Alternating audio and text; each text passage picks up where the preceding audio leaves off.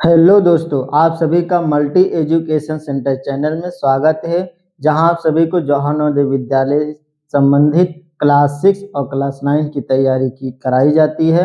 तो इसी भाग में हम आज से class 9th general entrance exam में मैथ गणित का जो इम्पोर्टेंट रोल होता है, महत्वपूर्ण हिस्सा होता है, भाग होता है, उसी के पहला चैप्टर है संख्या पद्धति। या फिर किसी आप देखेंगे कंप्यूटर एग्जाम में आप यदि बुक लिए होंगे तो उसमें परिमेय संख्या पहला चैप्टर दिखाया गया है। तो इसी संख्या पद्धति का ही वो भाग होता है परिमेय संख्याएं, तो जिनको हम डीपली पढ़ेंगे। तो देर न करते हुए आइए हम शुरुआत करते हैं।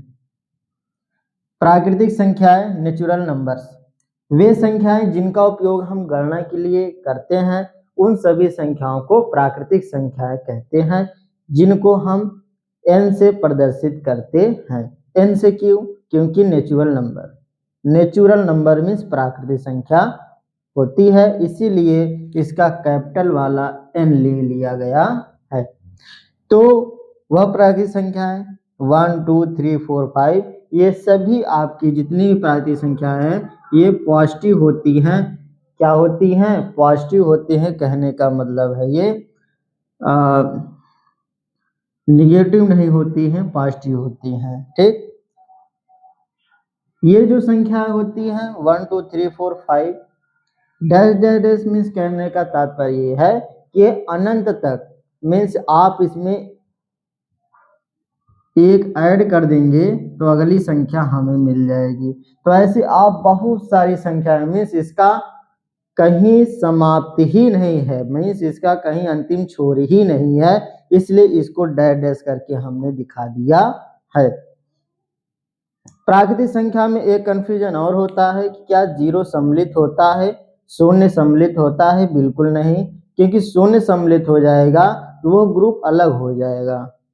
इसमें प्राकृतिक संख्या में सिर्फ पॉजिटिव नंबर ही होते हैं 1 2 लेकर के, और अनंत तक की संख्याएं को ही प्राकृतिक संख्याएं कहा जाता है। अगली संख्या आती है पूर्ण संख्या, होल नंबर। पूर्ण संख्या कौन सी संख्या होती है? वे संख्याएं होती हैं पूर्ण संख्या, वे संख्या होती है जो प्राकृतिक संख्या होती है। अभी हमने जो भी बताया प्राकृतिक संख्या नेचुरल नंबर, उसी प्राकृतिक संख्या में आपको जीरो को ऐड कर देना, अर्थात जीरो को उसमें सम्मिलित करना, जोड़ना नहीं है। ऐड में से जोड़ना, उसको जोड़ना नहीं, सिर्फ ग्रुप में शामिल कर लेना है, बस वही आपका क्या हो गया? होल नंबर हो गया। तो आइए देखते हैं पूर्ण संख्याएं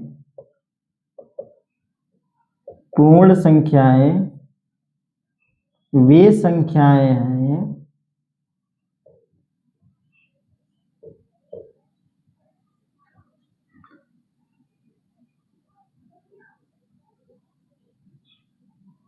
जो प्राकृतिक संख्या में जीरो को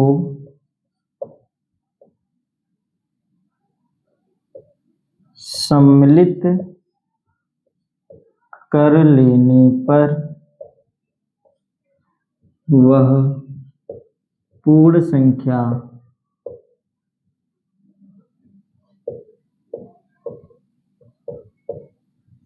कहलाती है। पूर्ण संख्या वह संख्या है जो प्राकृतिक संख्या में जीरो को सम्मिलित कर लेने पर वह पूर्ण संख्या कहलाती है।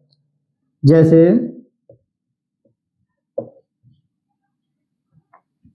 0 1 2 3 4 5 डैश डैश डैश डैश, ये इतना तो आपका नेचुरल नंबर ही है, नेचुरल नंबर अर्थात प्राकृतिक संख्या।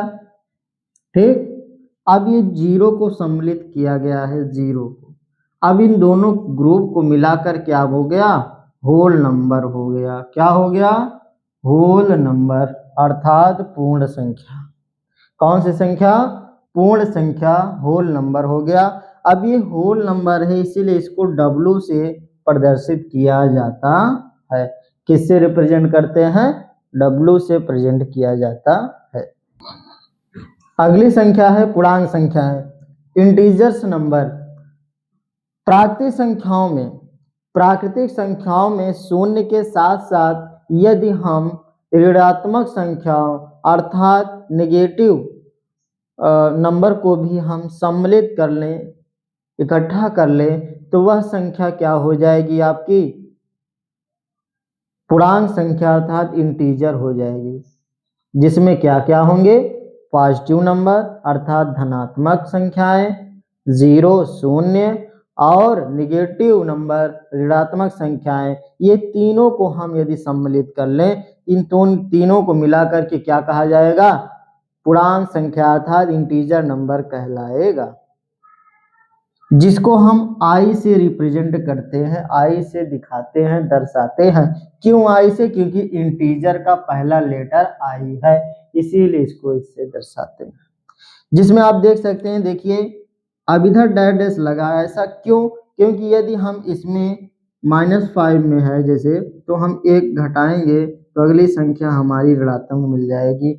तो आप कहेंगे सर कि आप तो ऐड कर रहे थे तब मिलता था, ये तो माइनस कर रहे हैं। माइनस इसलिए कर रहे हैं क्योंकि ऋणात्मक संख्या है और लंबी ऋणात्मक संख्या हमें प्राप्त करनी है, तो उसमें -1 से क्या करेंगे, सब्ट्रैक्ट करेंगे, घटाएंगे, तभी मिलेगा। लेकिन यदि हमें पॉजिटिव नंबर को आगे का प्राप्त करना है तो उसमें हम +1 का ऐड करेंगे, जैसे +1 हमें 7 प्राप्त हो गया। ठीक, अब देखेंगे इसमें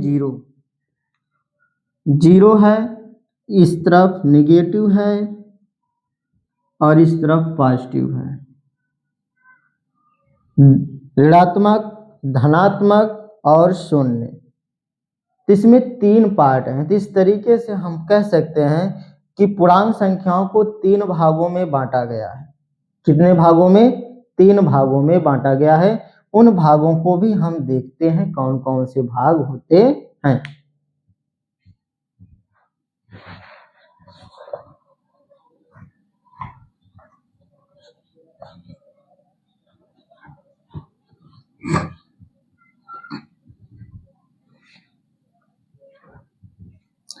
अब देखिए पॉजिटिव इंटीजर।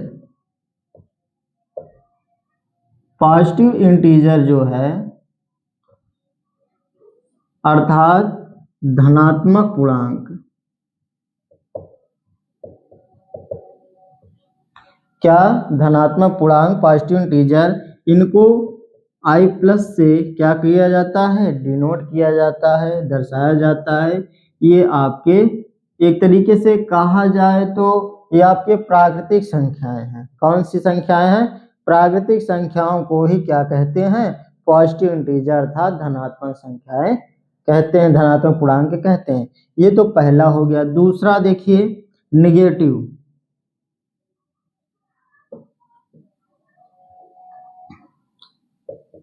निगेटिव इंटीजर अर्थात ऋणात्मक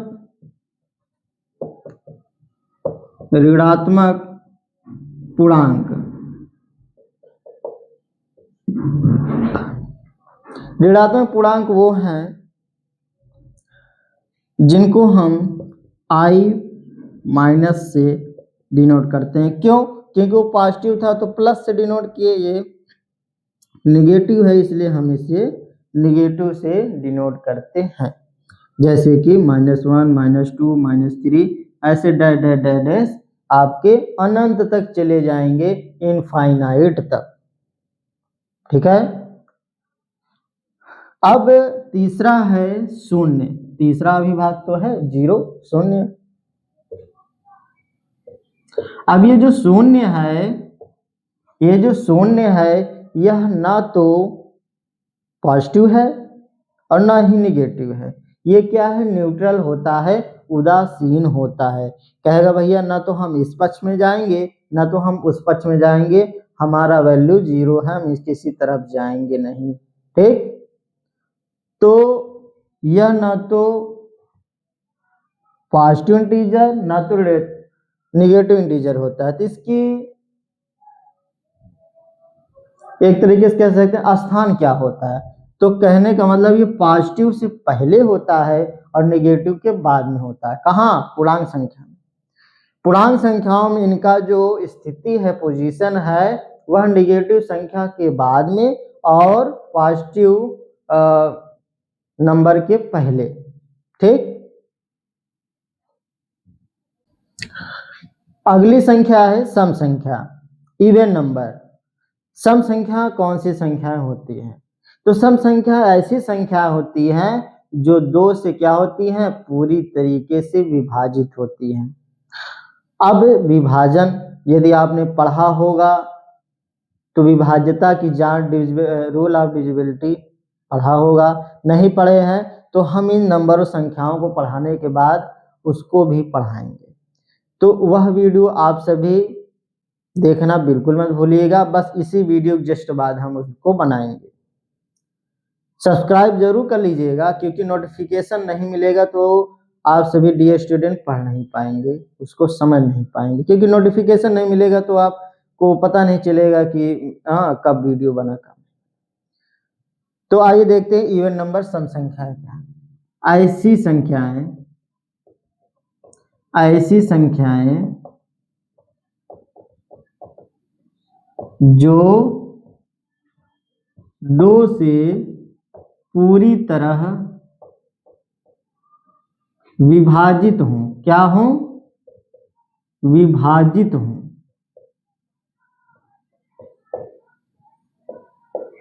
उन्हें क्या कहा जाता है? उन्हें सम संख्या कहा जाता है। उन्हें सम संख्या कहा जाता है।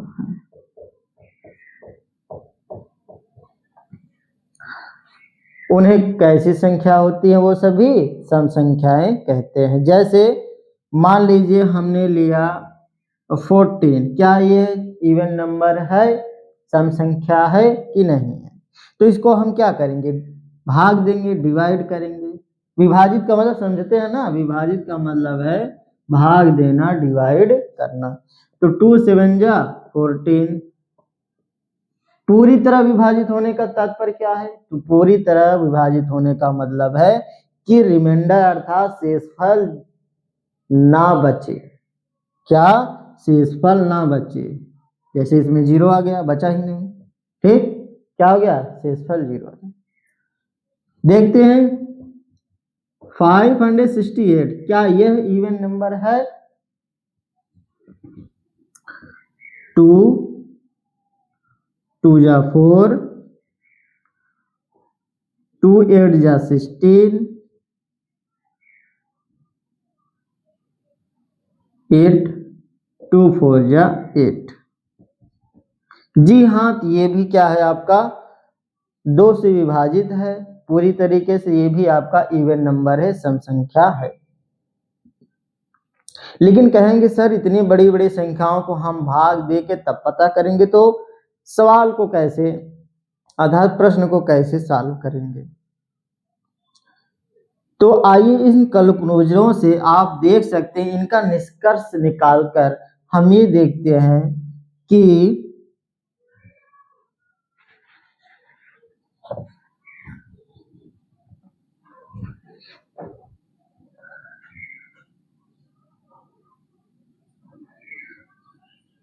यहाँ पॉइंट है एक, जिन संख्याओं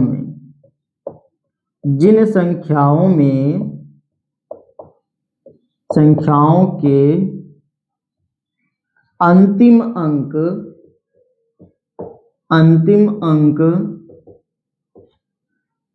अब देखिए यहाँ पॉइंट वाली बात है, जिन संख्याओं के अंतिम अंक क्या हो? 2 हो, 4 हो, 6 8 और 0। 2 हो, 4 हो, 6 हो, 8 हो, 0 हो, तो ऐसी संख्याएं क्या कहलाती हैं? ऐसी संख्याएं इवन नंबर कहलाती हैं, सम संख्याएं कहलाती हैं। यदि आपको यकीन ना हो तो आइए हम चेक करते हैं। जैसे शुरू से लेते हैं, प्रारंभ से। 2 हो गया, 4 हो गया, 6 हो गया, 8 हो गया, कहेंगे सर ये तो अंक आप ही ने बताए हैं। हाँ हम ही बताए हैं, लेकिन अब आगे तो देखिए 10, 12 ये तो हम नहीं बताए हैं, लेकिन हमारा नियम यहाँ क्या होगा, अप्लाई होगा, लागू होगा। ये देखेंगे आप, ये तो अंक हमने लिखा ही है, बस आपको यही 5 अंक याद करने हैं बस। 0 क्या ये हमारे नियम में रूल में है? तो ये क्या है, इवन नंबर है, सम संख्या है। लास्ट अंक देखना, ये 2 है, तो ये क्या है आपका, इवन नंबर है। 14 में देखेंगे 4 है, क्या ये 4 उस नियम पर अप्लाई होता है, लागू होता है? तो देखेंगे हाँ ये 4 तो भाई दिया गया है, तो क्या है आपका, ये भी इवन नंबर है। अब इवन नंबर ये ऐसे ही चलते जाएंगे, क्यों? क्योंकि प्राकृतिक संख्याएं जब इनफाइनाइट हैं, अनंत हैं, तो इवन नंबर सम संख्याएं भी क्या होंगे, अनंत होंगे, इनफाइनाइट होंगे। अगली संख्या है विषम संख्या। विषम संख्या वे संख्याएं जो 2 से पूर्णतः विभाजित नहीं होती हैं, वैसी संख्याएं विषम संख्या कहलाती हैं। जैसे 1, 3, 5, 11 और 17, ऐसे ही आपके बहुत सारे विषम संख्याएं हो जाएंगे। प्रत्येक विषम संख्या को पहचानने का एकमात्र ये तरीका है कि जैसे 1, 3, 5, 7, 9 ये जो अंक हमने लिखे हैं, ये संख्याओं के लास्ट डिजिट अर्थात अंतिम अंक में आपको दिखाई देंगे। यदि ऐसे दिखाई देंगे तो वह विषम संख्याएं होंगी। अगली संख्या है अभाज्य संख्याएं। वे संख्याएं जो एक और स्वयं के अतिरिक्त किसी अन्य संख्या से पूर्णतः विभाजित ना हो, उन्हें क्या कहते हैं, अभाज्य संख्याएं कहलाती हैं। अभाज्य संख्याएं कहलाती हैं, प्राइम नंबर कहलाते हैं। कहने का मतलब है कि ऐसी संख्या जो स्वयं से और सिर्फ एक से क्या हो, विभाजित हो। जैसे 2 है, ये 2 अपने से और 1 से विभाजित होगा और किसी भी संख्या से विभाजित नहीं होगा। जैसे 4 है, ये 4 2 से भी विभाजित हो रहा है और खुद से भी विभाजित हो रहा है और 1 से भी विभाजित हो रहा है। तो ये 3 संख्या हो गई। तो क्या ये प्राइम नंबर होगा? बिल्कुल नहीं होगा, ये आपका प्राइम नंबर नहीं होगा। तो प्राइम नंबर कौन कौन से हैं? जैसे 2 हो गया, 3 हो गया, 5, 7, 11, 13, ऐसे ही आपके बढ़ते जाएंगे। ठीक, तो आपको चेक करने का नियम यही है कि वो स्वयं से कटे, विभाजित हो और 1 से विभाजित हो और अन्य किसी भी तीसरी संख्या से विभाजित ना होती हो, उसे अभाज्य संख्या कहते हैं। 2 जो होता है, 2 ऐसी संख्या है जो सम भी है और अभाज्य संख्या भी है। जो क्या है, अभाज्य भी है और सम भी है। 2 सबसे छोटी भी है, 2 सबसे छोटी अभाज्य संख्या भी है। वे अभाज्य संख्याएं जिनके अंतर में 2 का अंतर हो, वैसे ही संख्याएं क्या कहलाती हैं, जुड़वा भाज्य संख्या कहलाती हैं, अर्थात ट्विन प्राइम नंबर कहलाती हैं। जैसे 3, 5, 5, 7 डैश, ऐसे आपके तमाम जो होंगे ट्विन प्राइम नंबर कहलाएंगे।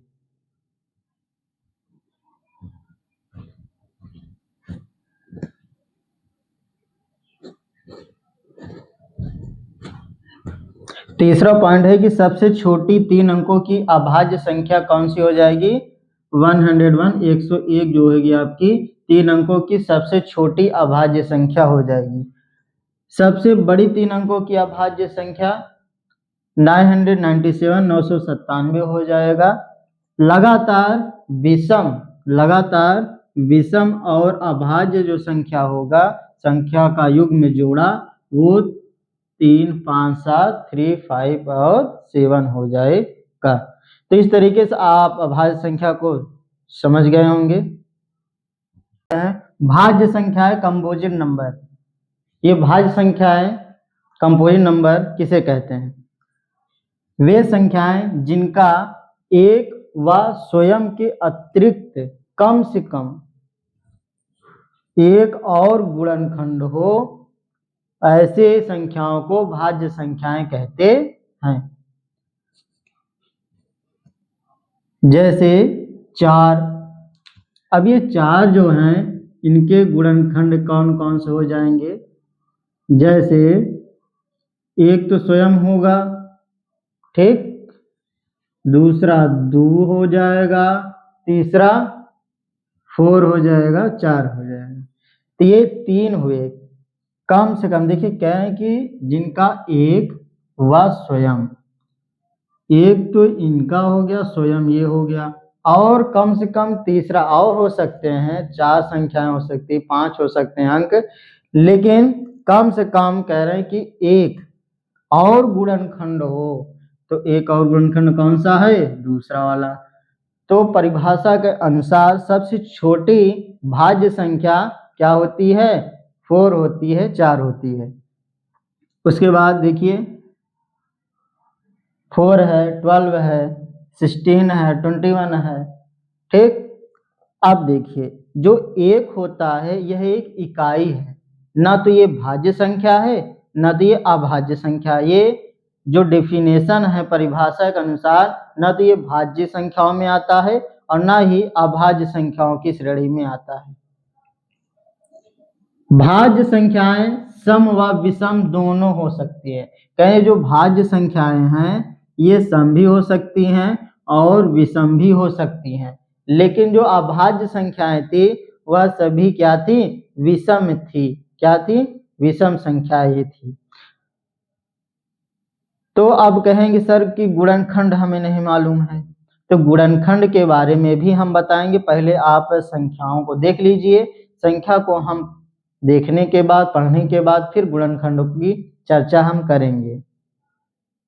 और वीडियो अच्छा लग रहा हो तो लाइक कमेंट करिए। यही तो क्या कहते हैं कि यही तो आप मान लीजिए कि उत्साहवर्धन करने के लिए जरूरी होता है कि आप सभी लाइक और कमेंट करते रहिए। तो मुझे आशा है कि आप सभी भाज्य संख्याओं को समझ गए होंगे। अब अगली संख्या की तरफ चलते हैं। अगली संख्या है सहभाज्य संख्या। कौन सी? सहभाज्य को प्राइम नंबर। ऐसी दो या अधिक प्राकृतिक संख्याएं जिनमें एक के अतिरिक्त कोई अन्य उभयनिष्ठ गुणनखंड ना हो, ऐसी संख्या क्या कहलाती हैं? सहभाज्य संख्याएं कहलाती हैं। जैसे 2 और 3। अब इन दोनों के बीच में देखेंगे तो 2 का क्या है? 1 और 2।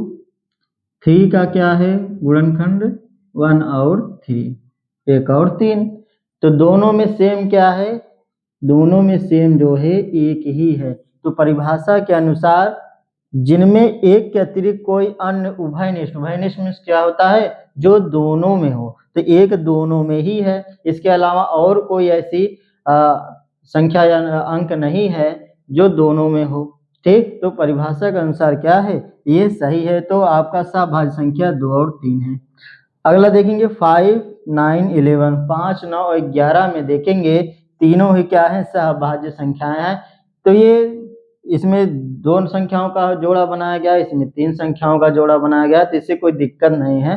2, 3, 5 भी हो सकता है। 5, 9, 11, 16, 21, ठीक। तो अच्छा, इसमें जो है कोई जरूरी नहीं है कि सहभाज्य संख्याओं में अभाज्य होना आवश्यक है। जरूरी नहीं है, आवश्यक नहीं है कि अभाज्य संख्या आएगी तभी सहभाज्य संख्या बन पाएगा, ऐसा बिल्कुल नहीं। क्योंकि 16 क्या है? एक भाज्य संख्या है, एक कंपोजिट नंबर है।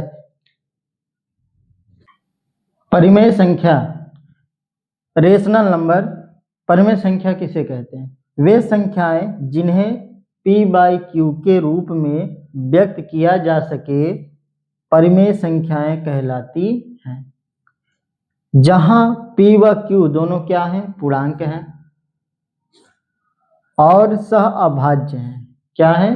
पूर्णांक भी हो सकती है और सहअभाज्य भी हो सकती है। अभी अभी हमने आपको सहअभाज्य संख्या बताया है। जहां q जो है वो 0 के बराबर नहीं होना चाहिए। जहां q है वो 0 के बराबर नहीं होना चाहिए। जैसे मान लीजिए जो 3 है, ये 3 है, क्या ये परिमेय संख्या है? बिल्कुल है। क्यों? क्योंकि डिनोमिनेटर हर इसका 1 है। ठीक है, लेकिन ऐसा नहीं होना चाहिए कि 5/0। डिनोमिनेटर हर जो है किसी भी हाल में 0 नहीं होना चाहिए। अगर 0 हुआ तो समझ लीजिए वो परिमेय संख्या नहीं। ठीक, जैसे 3/5, 7/9 ये तमाम इसी प्रकार के क्या है? आपके परिमेय संख्या कहलाएंगी। प्रत्येक पूर्णांक संख्या एक परिमेय संख्या होती है। कह रहे हैं कि जितने भी पूर्णांक संख्याएं होती हैं वो सभी परिमेय संख्या होती हैं। परिमेय संख्या किस रूप में होता है? जैसे आप देख ही रहे हैं 3/5, 7/9, तो ये किस रूप में होती है? भिन्न के रूप में होती है, भिन्न के रूप में पाई जाती है। तो ये परिमेय संख्या। अपरिमेय संख्याएं, इर्रेशनल नंबर, वे संख्याएं जिन्हें p/q के रूप में व्यक्त नहीं किया जा सकता है वह सभी अपरिमेय संख्याएं कहलाती हैं, अर्थात इर्रेशनल नंबर कहलाते हैं। जहां जो p और q हैं, इनको जिनको दर्शाया गया है, रिप्रेजेंट किया गया है, वह सभी क्या है? पूर्णांक हैं। और q = not 0, जैसे उसमें था वैसे इसमें भी है। कह रहे हैं कि व्यक्त ही नहीं किया जा सकता। जैसे √2, कहीं कहीं आपको देखने को मिला होगा √2, √5। ठीक, तो ये सभी जितने रूट वाले हैं ये आपके अधिकतर अपरिमेय संख्याएं कहलाती हैं। अब एक उसमें अपवाद आता है, एक्सेप्शन आता है कि पाई जो है, क्योंकि पाई का मान होता है 22/7, 22/7, तो क्या ये एक परिमेय संख्या है या अपरिमेय संख्या है? तो ये क्या है? आपका अपरिमेय संख्या है, एक अपरिमेय संख्या, क्योंकि इसका जो यथार्थ मान होता है वह उसका सन्निकट मान दिया गया है, ना कि एग्जैक्ट वैल्यू है। क्या? एग्जैक्ट वैल्यू नहीं। यदि भाग देंगे आप तो देखेंगे, डिवाइड करेंगे तो देखिए 7 3 21,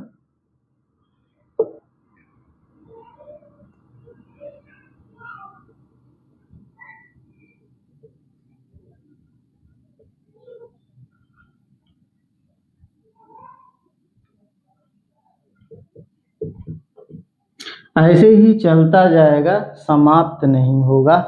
तो इसलिए इसको सन्निकट मान लिया गया है, लगभग में मान लिया गया है कि पाई बराबर जो होता है 22/7 इतना है। ठीक, इसलिए पाई कहीं भी मिल जाए तो आप उसको अपरिमेय संख्या ही समझिएगा, परिमेय मत समझिएगा कि हाँ 22/7 22/7 लिखा है तो परिमेय संख्या है, ऐसा नहीं।